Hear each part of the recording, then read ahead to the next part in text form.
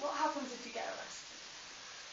If you get arrested, obviously you'll be told that you've been arrested, and you'll be cautioned. And the caution is you don't have to say anything unless you wish to do so, but it may harm your defence if you don't mention when questioned something which you later iron in court. Okay? A police officer will always say that to you, you've been arrested. From that point, several things can happen. You can be taken straight to a police station there and then, which would usually be Western Police Station if you live in Clevedon or Somerset, or you can be given street bail, which means you'll be bailed straight away there and then to return to a police station at a later date. Well, that's usually, if it's very, very late at night and someone's very young, we wouldn't usually take them to a police station if it was 11 o'clock, 12 o'clock at night. We would street bail them to go back to the police station at a later date. But if it happens during the day, you would usually be taken to Weston-super-Mare police station, or it could be Nailsea. Usually it's Weston-super-Mare. What happens when you actually get to the police station? Do you have to fill forms in? We do. When we get to the police station, they have a custody unit which consists of the cells, an area where you have your photograph taken, your fingerprints, all that sort of thing. But the first thing that will happen is that you'll be booked into the custody unit by the custody sergeant. It's all done on computer these days, and he will give you your rights, and you've got a right to tell someone that you've been arrested, a right to read a copy of the codes of practice, which says exactly what we can and can't do with you at the police station, and also a right to a solicitor as well. So you'll be given a chance there and then to speak to a solicitor, or at least speak to a solicitor on the telephone if you want to, before you go down to the cells. If we're talking about people under the age of 18 here, we try not to put them into cells. We have what's called a detention room, which is very similar to a cell, but it's up near the custody sergeant. It's not down with the main adult cells. So we try and avoid putting people into adult cells if we possibly can. But you'll be given, the first thing is booked in, given your rights, and then we take it from there. If you want a solicitor, you may need to spend some time in the cells, or sometimes we can go and interview you straight away. The interview these days is all done on tape. If you've seen it on the television, on the bill, on all these programmes, it's exactly like that.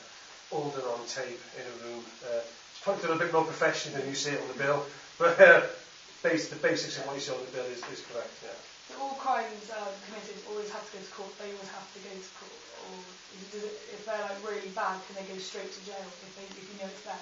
It's always got to go before a court. What happens is, if we're dealing with youth, you're dealt with under the youth justice system, and if you commit a minor offence, a very, very minor offence, and you've never committed an offence before, there's a very, very strong possibility that you will either be given a reprimand or you'll be given a final warning. Now, those two options have replaced what used to be a caution. Years ago, you would get one caution if you committed an offence. You get one chance in life, basically. If you committed an offence after that, you would then go to court. These days, you've got a slightly more tiered system. If you commit a very, very minor offence as your first offence, you can be given a reprimand, which basically means you'll get a telling off and you will have a record, though, that's the only thing. You will have a record for 5 years.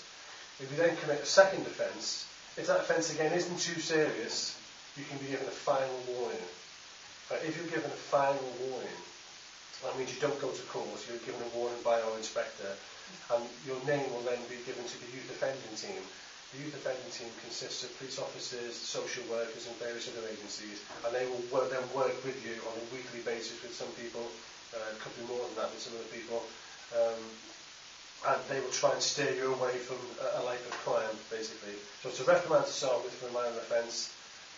If you commit another one, it can be a final warning where you will work with the youth offending team, and after that you've had it, you're going to court after that.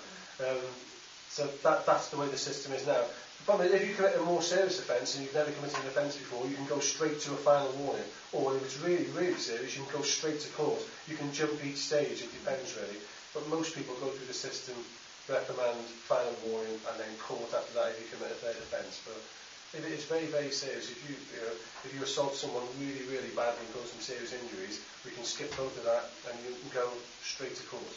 What happens if you don't turn up to court? Does your sentence get made longer if you actually are guilty? I don't know about made longer. It just depends on the magistrates that day, really. It's very difficult to sort of prejudge what magistrates would say. Yeah, they have got the ability to give you a sterner sentence. the best advice I can give to you, anyone who does have to go to court, is if for any particular reason they can't go on the day, is to let the court know. Or even if they're going to be late, if they miss their bus or the train or anything, is let the court know. Or if they forget, as soon as they realise that they've forgotten, even if it's 2 days later, is to come to a police station or ring the court and say, I forgot all about it, at least own up to what you've done.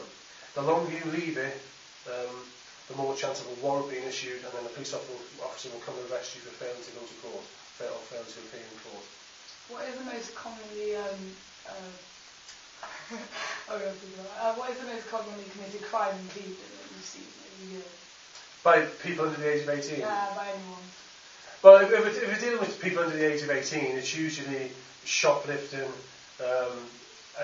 assaults both in and out of school, possession of small amounts of drugs, usually cannabis, that sort of thing. Then the main three, it's generally drug-related offences, small amounts, alcohol, theft, assault in and out of school. That's the usual 4 things that people are dealt with for. And graffiti, small amounts of criminal damage, usually when people have had too much to drink on a Friday and Saturday night, but that sort of thing. And general antisocial behaviour as well, you know. And we can't put an actual sort of figure on antisocial behaviour, but you know, when you see people hanging around, if we're talking about Cleveland in particular, you see large groups hanging around the Triangle or hanging around outside the kebab shop and that sort of thing. It's very intimidating for people, that, and that can be seen as antisocial behaviour. And a lot of people think, oh, we're just hanging around outside and enjoying ourselves, but it can be very, very intimidating. But most arrests are, as I just said, criminal damage, that sort of thing. Yeah, that's good. Theft in the police station, right? Don't say anything. Of course, you don't have to say anything, but it may harm the defence if you don't mention one question, something related on the court. Now, we're going to be totally compliant, yeah? You're not going to kick off or run away. So we'd normally put the handcuffs on you, but I'm not going to do that. The police are just yet. Alright? Yep. You feeling alright? We'll mention smartwatch in a minute.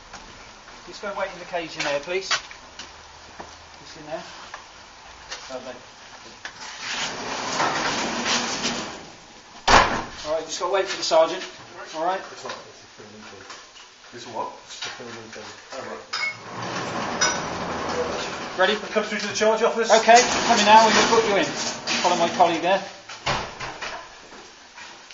Come take a seat there. I'll wait for the sergeant. Okay?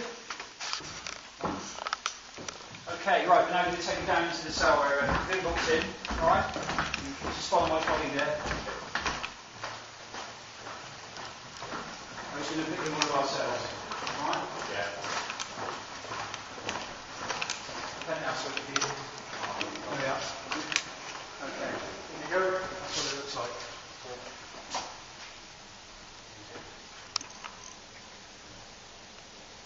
Alright? Okay, you've been processed now, so part of that, we have the right to take your fingerprints and your photographs. So if you'd like to come over here to our machine, there's no ink anymore, alright? Just put your dabs on there, so if you put your hands on there, alright? We put it down there, and we're going to take some pictures there of your fingerprints. Okay? That one's done. You put your other hand on. Done. Okay, now what you have to do is take your picture of its action on the video. If you'd like to take a seat there. I'm just going to put your details in here. If you just look towards the camera, you can see the camera there? Just look forward when I say so. Yeah. That's fine. Okay? Thank you very much. That's done. Now, you've just come out of your cell now, so we're now going to interview you about this offence of theft from the police station. Alright? Got 2 tapes, which you can see are sealed. Yeah? You been interviewed before? No? Okay. What you do is undo these, put them in the machine, like that. I push the button, record, and all I ask you to do is speak up loud enough for that little microphone there will pick up what you're saying. Okay? Yeah.